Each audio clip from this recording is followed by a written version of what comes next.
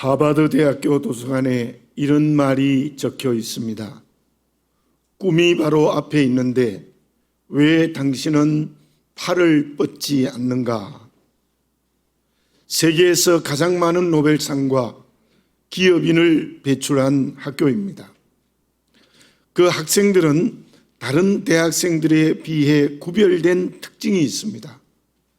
평정심 유지하기, 가치관 수립하기, 초조함에서 벗어나기, 잠재력 개발하기, 현재의 행복 즐기기, 이 5가지를 실천하는 행동하는 지성인이라고 합니다. 그리고 그들은 지식이 생각이 되고 그 생각이 행동이 된다고 합니다. 그래서 세계의 많은 지성인들 가운데서도 뛰어난 것입니다. 저는 그 글을 읽으면서 느낀 것이 있습니다. 그렇구나. 단순한 지식이 아니라 그 지식이 생각이 되고 행동이 되는 열정이 그 어떤 지성인보다 뛰어난 비결이라는 것입니다. 실로 수많은 지성인들 가운데 오늘 이 시대에 남은 자들이라는 생각이 들었습니다. 믿음을 가지고 살아가는 우리는 이 시대에 어떤 사람이 되어야 합니까? 5절을 봉독해 드립니다. 그런즉 이와 같이 지금도 은혜로 택하심을 따라 남은 자가 있느니라. 2000년 전 바울을 통해 주신 그 말씀은 오늘 우리에게 해당이 됩니다. 우리는 이 시대의 남은 자가 되어야 합니다. 예언자들의 중요한 사상이 남은 자입니다. 이사야서 6장 13절입니다. 그 중에 10분의 1이 아직 남아있을지라도 이것도 황폐하게 될 것이나 밤나무와 상수리나무가 배임을 당하여도 그 그루터기는 남아있는 것 같이 거룩한 씨가 이 땅에 그루터기나 턱이니라 하시더라. 나무가 배임을 당해도 그것에 다시 싹이 나서 나무가 된다는 것입니다. 그것은 무엇을 말하는 것입니까? 5절에 있는 은혜로 택하심을 받은 자입니다. 누가 하나님께서 은혜로 택하시는 남은 자가 됩니까? 모든 사람들이 하나님을 믿지 않아도 나는 하나님을 믿습니다. 많은 교인들이 형식적인 믿음의 길을 걸어갈 때 나는 내 전부가 하나님께 헌신된 길을 선택하는 사람입니다. 그 사람을 하나님은 은혜로 택하십니다. 그것은 마치 밤나무 상수리나무가 배임을 당해도 그곳에서 싹이 나서 새로운 나무를 만드는 그루터기와 같다는 것이지요. 그 싹은 거룩한 씨입니다. 2절에서 4절을 봉독해 드립니다. 하나님이 그 미리 아신 자기 백성을 버리지 아니하셨나니 너희가 성경이 엘리야를 가리켜 말한 것을 알지 못하느냐? 그가 이스라엘을 하나님께 고발하되 주여 그들이 주의 선지자들을 죽였으며 주의 제단을 헐어버렸고 나만 남았는데 내 목숨도 찾나이다 하니 그에게 하신 대답이 무엇이냐? 내가 나를 위하여 바알에게 무릎을 꿇지 아니한 사람 7,000명을 남겨두었다 하셨으니. 엘리야가 호렙산에서 어떤 항변을 하나님께 했습니까? 이스라엘 백성들이 예언자들을 죽였습니다. 주의 제단을 헐고 바알을 섬기고 있습니다. 나만 하나님을 섬기고 있습니다. 그때 하나님의 대답이 무엇이었습니까? 바알에게 무릎 꿇지 않는 7,000명이 있다. 바로 그 7,000명이 그 시대의 남은 자였습니다. 일제시대 때의 한국교회는 남은 자의 역할을 못하던 결정적인 때가 있었습니다.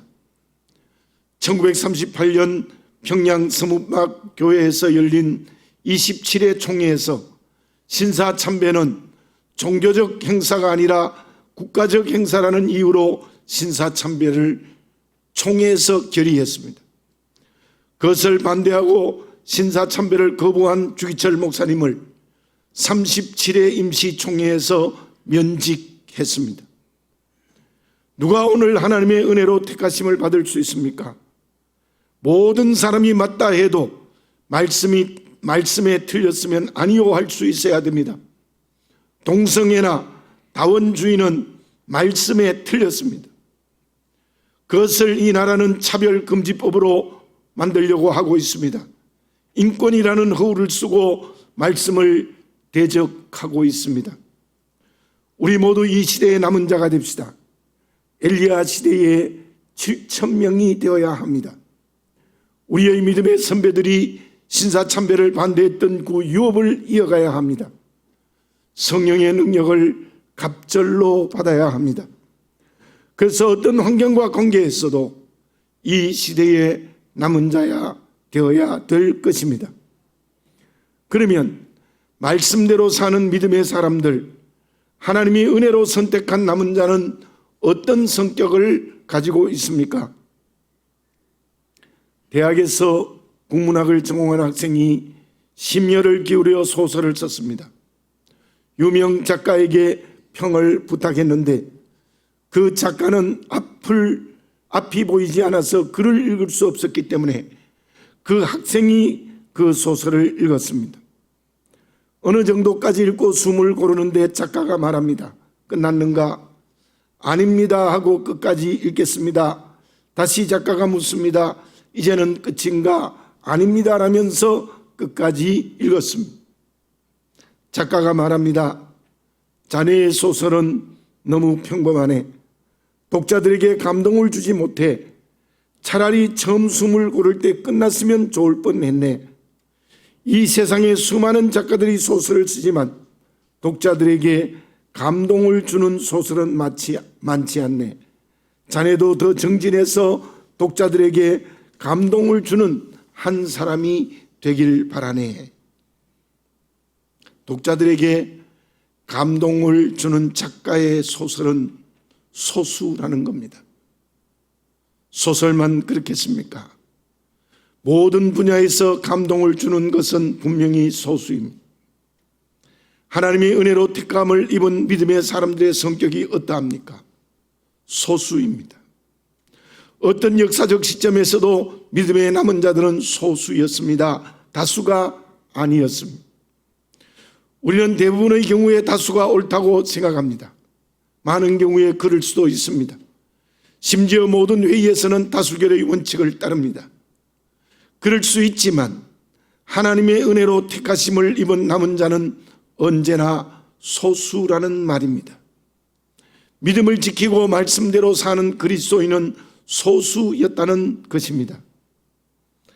많은 교인들이 자기의 행위를 자랑합니다. 하나님의 은혜 앞에 선 믿음이 아닙니다. 하나님의 은혜인 말씀을 따라가지 않습니다.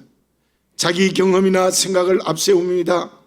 그 사람은 시대의 남은 자가 될 수 없습니다. 6절을 봉독해 드립니다.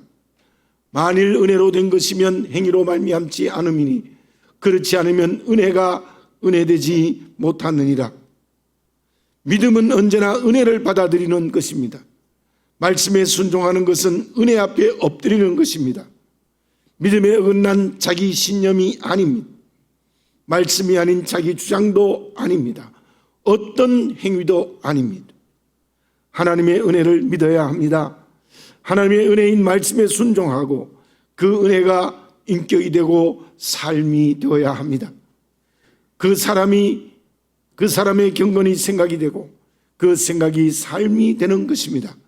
그 사람이 이 시대의 남은 자가 될 수 있습니다. 그렇다면 그러한 남은 자가 되기 위해서 어떤 덕이 필요합니까? 예수님께서 마태복음 11장 29절에서 이렇게 말씀하십니다. 나는 마음이 온유하고 겸손하니 나의 멍에를 메고 내게 배우라. 그리하면 너희 마음이 쉼을 얻으리니. 바로 주님이 메신 멍에 내가 맬 때 남은 자가 될 수 있습니다. 어떤 멍에입니까? 먼저 예수님의 온유함의 멍에를 메어야 합니다. 마음이 온유해야 합니다. 온유한 마음은 어떤 마음입니까? 역경에 처해 있음에도 불구하고 하나님께서 끝까지 보살핀다는 것을 굳게 믿는 믿음입니다. 폭력과 잔인함의 반대말입니다. 칼빈은 온유한 마음은 주님의 마음으로 부드러운 마음이며 노하지 않고 절제하는 마음이라고 했습니다. 아리스토텔레스는 분노해야 할 때 관용의 덕을 가지는 마음이라고 말하기도 했습니다. 나는 어떻습니까? 우리는 어떠합니까? 역경에서도 마음을 평온하게 할 수 있습니까? 원수 앞에서도 부드러운 마음으로 인내할 수 있습니까? 분노해야 할 때 관용의 마음을 가질 수 있습니까? 그렇다면 주님의 온유한 마음을 닮아가는 것입니다. 온유한 마음이 되는 이유는 전능하신 하나님을 굳게 믿기 때문입니다. 우리 모두 믿음으로 온유한 주님의 마음이 나의 마음이 되시기를 바라겠습니다. 그 사람이 예수님이 맨 온유의 멍에를 내가 맨 사람이고 그 사람이 이 시대의 남은 자가 될 수 있습니다. 또 하나는 겸손의 마음입니다. 하나님 앞과 이웃 앞에서 자기를 낮추는 마음입니다.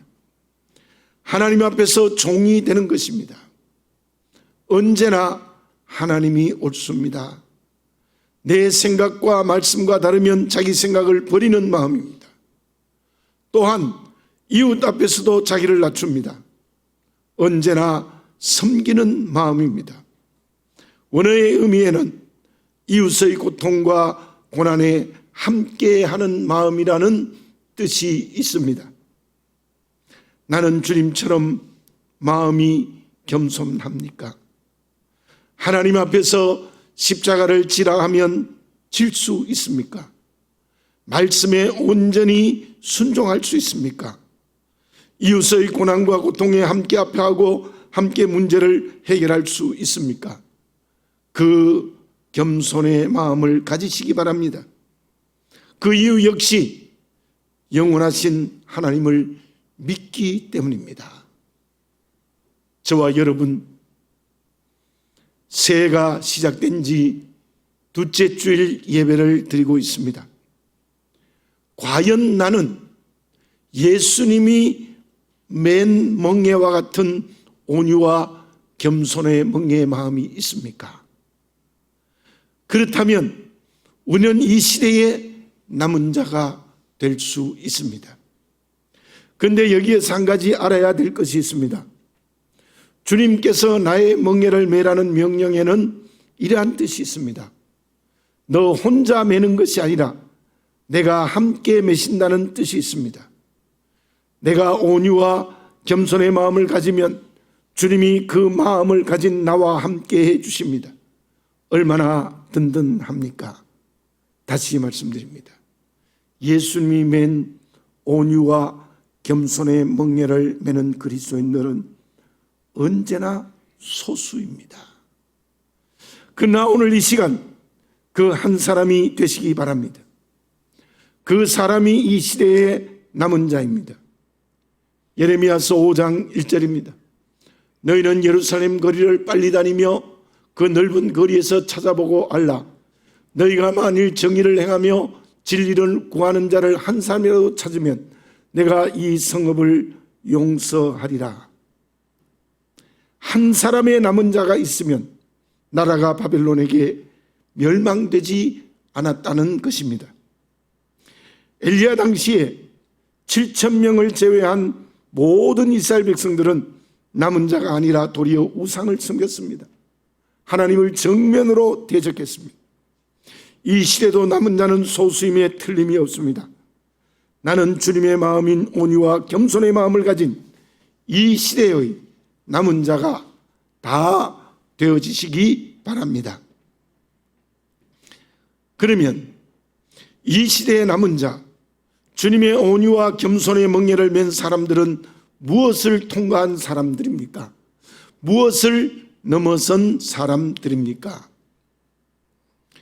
영국이 인도를 통치하던 시기였습니다. 영국 장교가 말을 타고 가다가 지폐가 든 지갑을 떨어뜨렸습니다. 마음씨가 착한 인도 사람이 지갑을 주어 장교에게 주었습니다. 그때 영국 장교가 인도인을 속일 마음으로 지갑을 열어 돈을 세어보고 이렇게 말했습니다. 훔쳐간 지폐 10장을 돌려주시오. 아니라고 했지만 막무가내였습니다.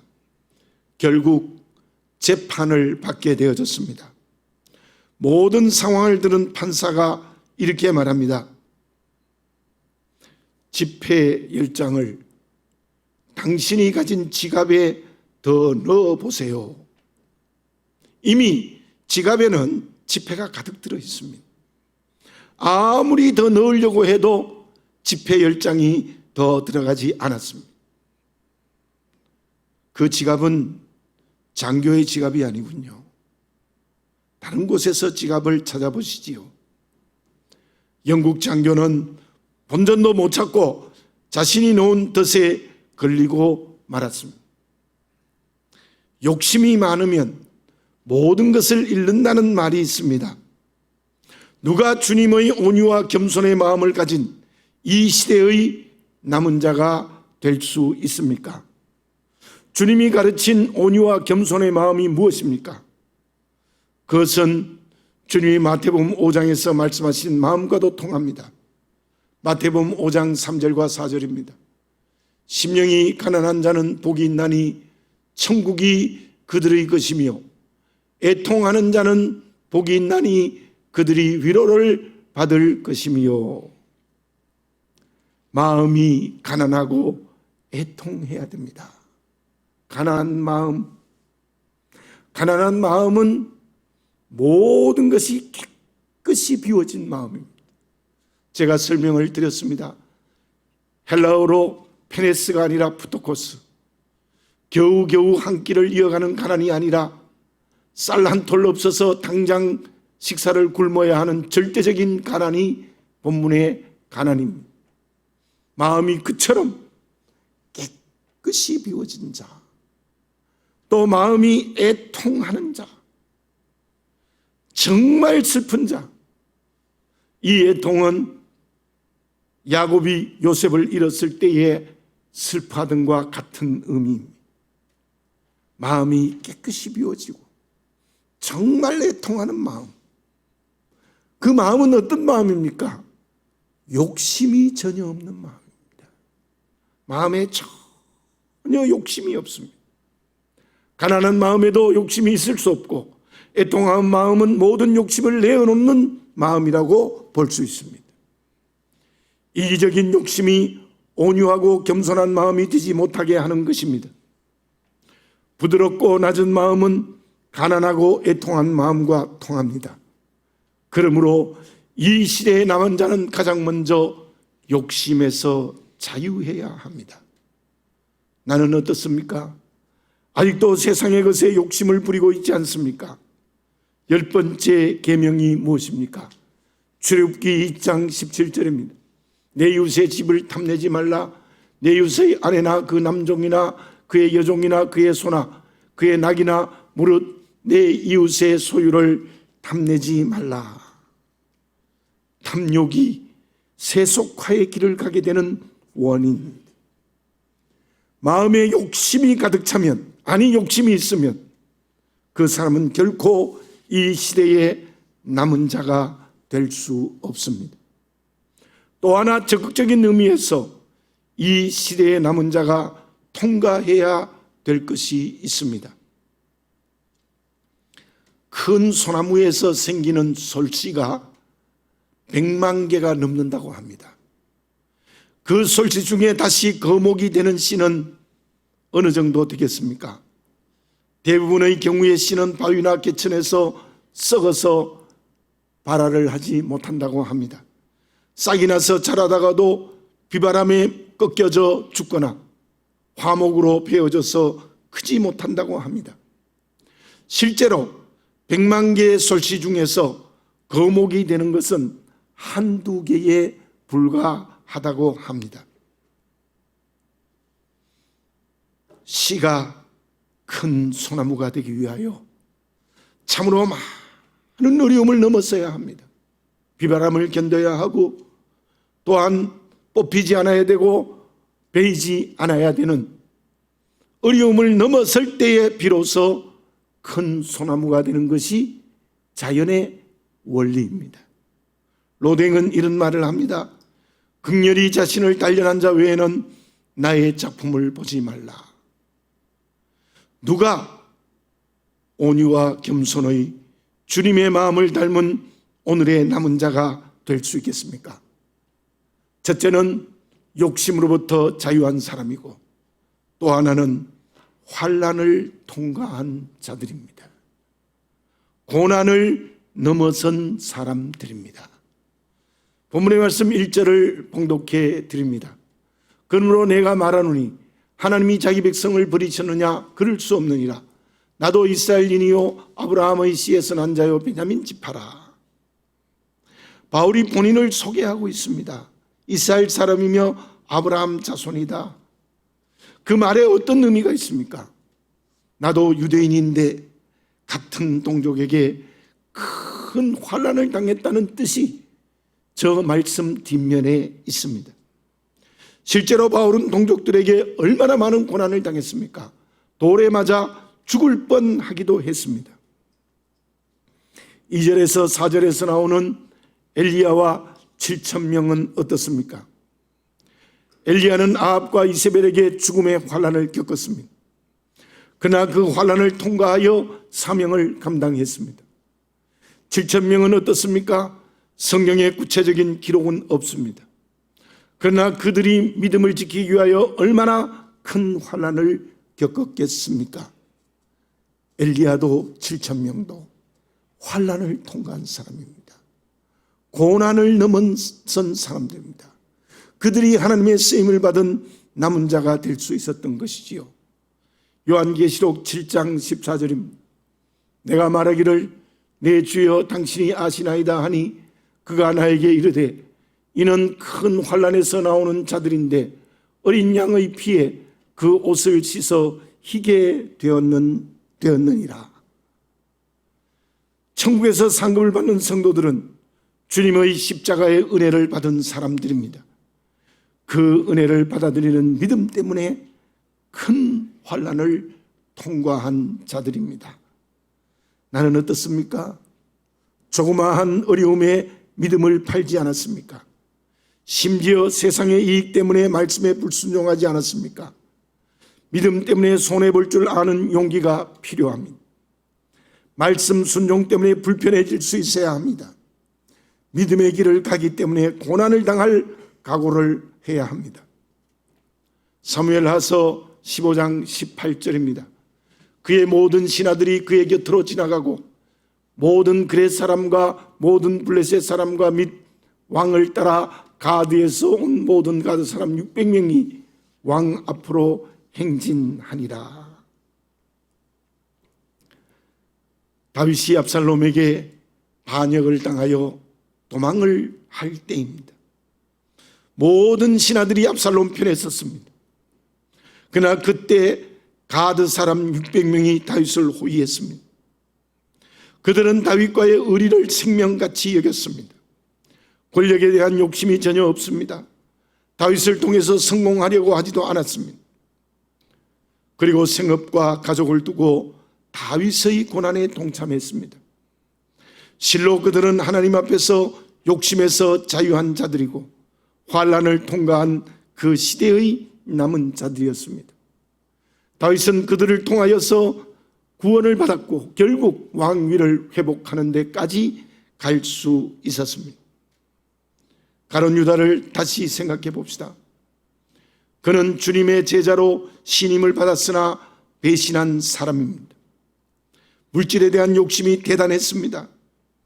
주님과 12 제자들이 써야 할 돈까지도 자기의 것으로 도둑질했습니다. 주님을 은 30에 팔았을 정도입니다. 그는 마음에 욕심이 가득했습니다. 그리고 주님의 고난에 동참하려고 하지 않았습니다.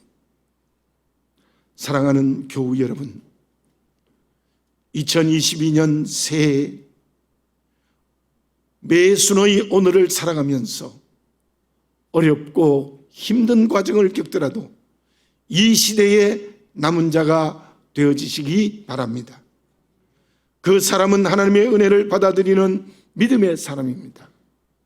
그 남은 자는 어느 시대에나 소수였습니다. 그 이유는 욕심에서 온전히 자유하며 환난을 통과한 하나님의 자녀들이었기 때문입니다. 나는 어떻습니까? 이 어려운 때 성령의 충만함을 받아 이 시대의 남은 자가 다 되어지시기 바랍니다. 결과는 어떻습니까? 바울이 본문을 쓴 이유는 이스라엘 모두가 구원받기 위한 소망 때문입니다. 11절을 봉독해 드립니다. 그러므로 내가 말하노니 그들이 넘어지기까지 실족하였느냐? 그럴 수 없느니라. 그들이 넘어짐으로 구원이 이방인에게 이르러 이스라엘로 식이 나게 함이니라. 이스라엘이 주님을 믿지 않기 때문에 구원이 이방인에게 이르렀다는 것입니다. 결국 이스라엘 백성들이 마지막 때 구원받은 이방인들을 시기하여 구원의 길을 걸어가게 된다는 소망의 말씀입니다. 그 일을 누가 합니까? 남은 자들입니다. 남은 자들을 통해서 유대인 그리고 열방의 모든 사람들이 구원받게 된다는 사실입니다. 저와 여러분, 오늘 이 말씀의 거울 앞에 서서 이 시대에 남은 자가 다 되어지시기 바랍니다. 새해의 매순의 길을 걸어가면서 남은 자가 다 되시기 바랍니다. 나와 교회를 통하여 유대인이 구원받게 해야 합니다. 나와 교회를 통해서 열방의 사람들이 주님을 믿게 해야 합니다. 또 그렇게 성령께서 남은 자들을 통하여 구원의 열매를 맺어 주실 줄로 믿습니다. 나는 지금 이 시대의 남은 자입니까? 기도드리겠습니다.